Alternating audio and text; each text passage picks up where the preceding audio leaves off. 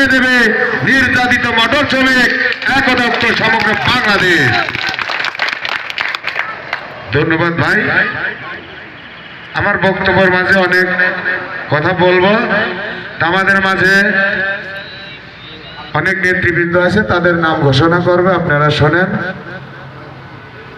আর মেয়ের বাজার শাখা শুভ উদ্বোধনের জন্য আমরা আসছি। আসলে আমরা আপনাদের মাঝে কিছু মেসেজ দিয়ে যাব, সেই মেসেজগুলো অবশ্যই আপনারা মাথায় রাখবেন। আমরা আসলে একতাবদ্ধ নাই বিদায় আমাদের এই 53 বছরে আমাদের অধিকার কিন্তু ফিরে পাই নাই।